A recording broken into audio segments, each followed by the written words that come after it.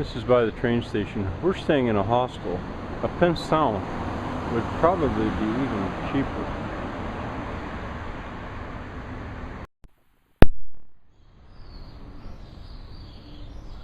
I suppose down here in these very narrow streets, this was old market town or something. I'm heading for the new market.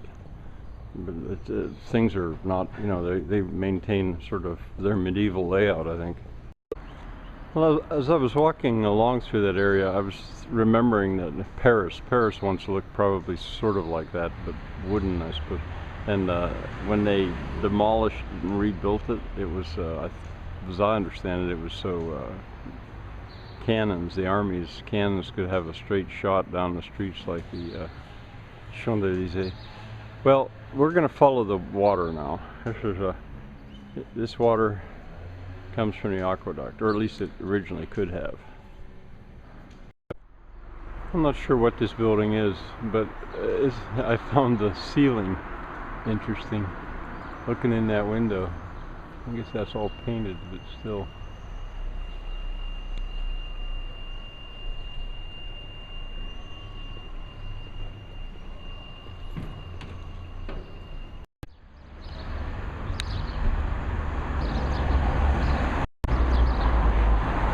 Water continuously running in that fountain. That's kind of across the stream that comes down from the fountain. But look at this peculiar fountain.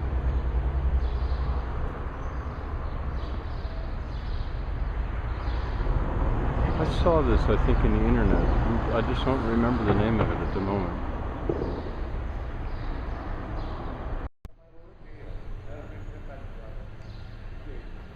Could use some cleaning and some maintenance. Still, seems to me almost like a flight of fancy. I'll find out.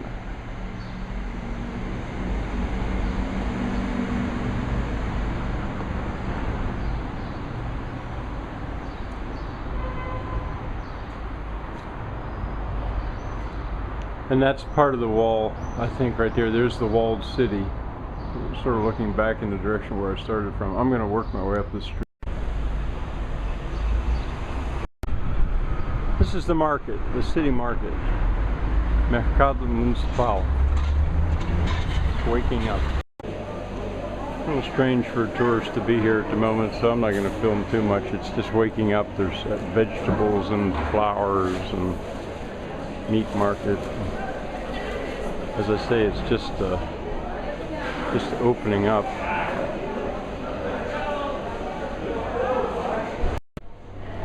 Through those doors is the fish market. Never cared too much for the way they smell, so I'll stay out of it. I should film these azulejos. Maybe I shouldn't. There, I'm partial zoom.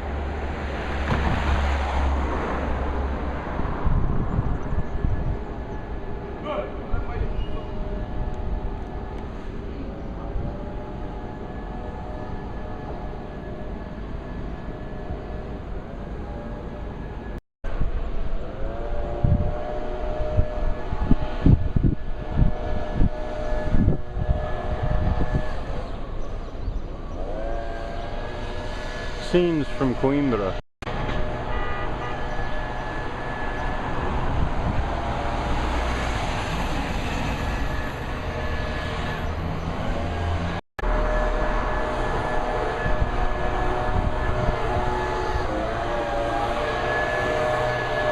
And here, a really fine park begins. I suppose I should film this too. I haven't used it. It's a similar thing to the very famous lift in Lisbon.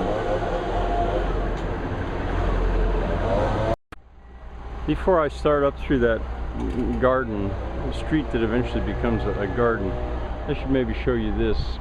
Several times, 6, 8 times, Shirley has driven up that, and that's similar, the approach to get into the old walled city.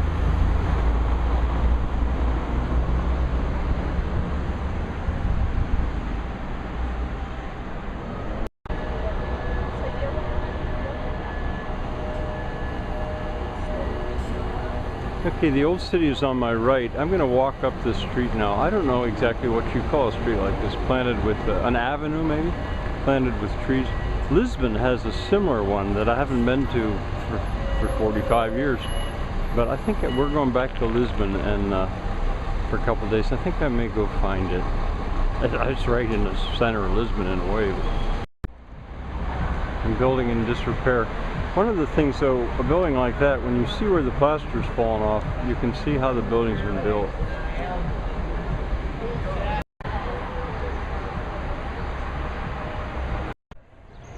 I'm going to be following the water up through here. There's students waiting for class probably. I'm going to be following the water up here. Don't want to film too intrusively. But the Portuguese that I hear, it's a little bit like music to my ear. It would take me a while longer before I could understand every word. But I remember it so well. Obviously, something like this was laid out in the time of carriages, horse and carriages. You know, the noise, the sounds would have been completely different. I think a little bit about Washington, D.C. The mall in Washington, D.C., I believe, was also laid out for horses and carriages. And now it's kind of awkward because it's pedestrian, but it's all flat and wide and sandy, as I recall. Good old pigeons doing their job, cleaning up after last night's partying.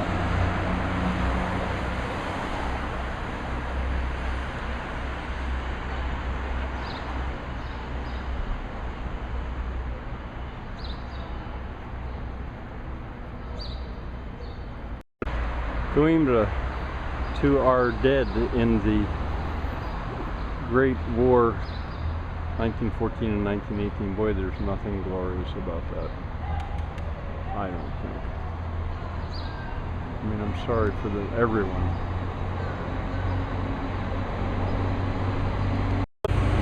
Really, a series of pools like this is a variation on a theme, which you see so often, even in the Forest of Busaco, which I filmed 2 days ago, I think it was. I mean, you didn't see the falling water, but it was pool after pool. I'm curious about that metal thing. It looks to me like the remains of an incinerator. I'm not going to walk up there to find out what it is.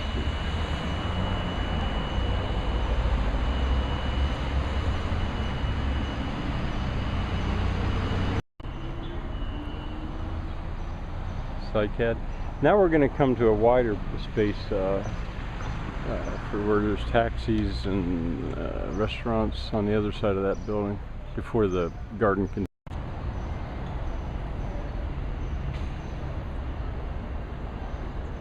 At this point, this avenida, this avenue, whatever, is going to become a true garden. Recognized as a garden, but it's going to be a continuation. We're heading toward the aqueduct, and we're going to go in there.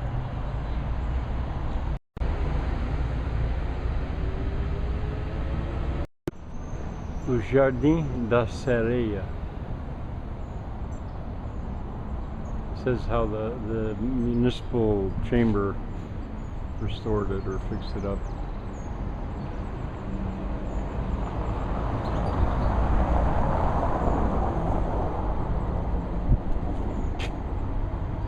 I don't care too much for that, but you know, to each his own.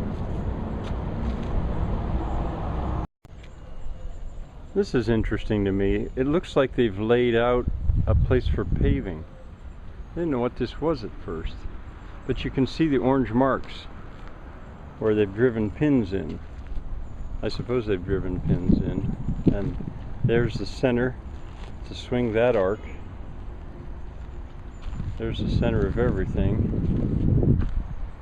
Yeah, and it's all lined up. They're ready to do work here. Okay, that makes more sense. It's sandy. You know, it's level and it's sandy, but it's waiting for its paving. And there's benches on each side with tiles Maybe I can step over and we'll take a look at those tiles. How they're attached or coming off. I just think this is such a great art because it's weatherproof practically.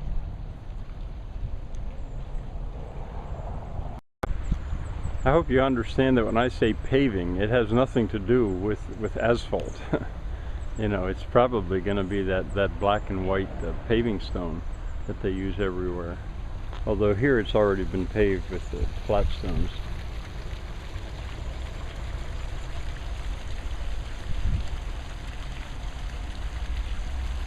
I suspect that water is supposed to come tumbling down that center part covered with vegetation. It must be. There'd be no other reason.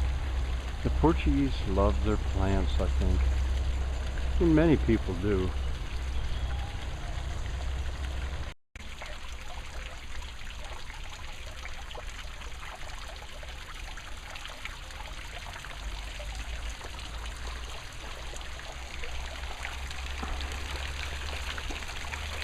We've got a leak.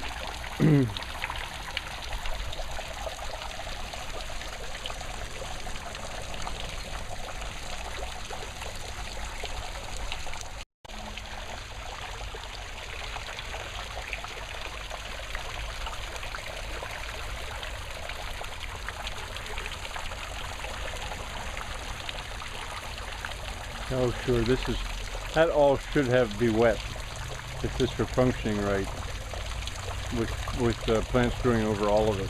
They'll get it that way soon, I think. And the backside too, I think, like one big sponge. Now from this point on, it's not going to be quite symmetrical. It divides.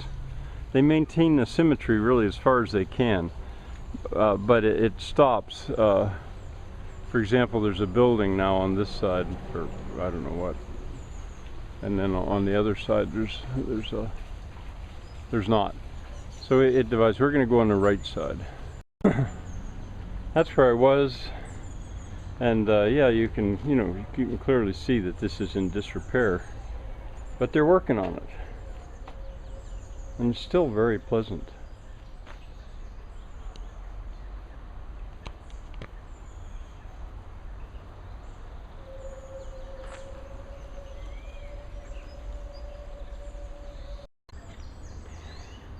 When they have this repaired and they have water coming down through all of these channels, it will really be nice. I think we probably better go over there and take a look at that. But here's another one of these little fountains, variations on a theme. If you don't have a fountain, you could have the water falling, which is what they did at the Forest of Busaco. Okay, we're going to go over and see. That's probably a big round pool. Yes,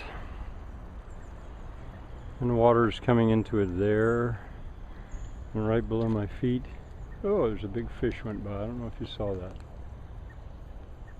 Another pretty good sized fish. Now we'll go back over there. These benches must actually also hide waterways, I think. I suspect that that's what that is. Water can go that way, water can come this way. Ooh.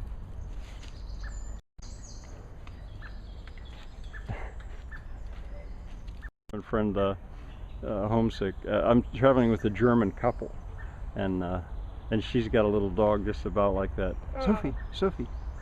I got her while I was studying in England. Uh-huh. Here's Sophie. Oh, you can give that to me. Here. Oh. But she makes traveling a lot less lonely. Oh, I'm sure. Yeah. This is interesting. The stone is out there. Almost looks like they were going to use that to make their circle, to scratch a circle for paving. But you'd use string or something. You wouldn't do it that way. Not too sure about that. I just had a lovely conversation with a English anthropology student here that's studying here in Coimbra. I rather hope she contacts me with Frank's school, because she didn't know very much about Portugal yet, and didn't speak Portuguese. And that little tiny dog was the reason. That was her dog. Well, here we kind of come to the end, almost.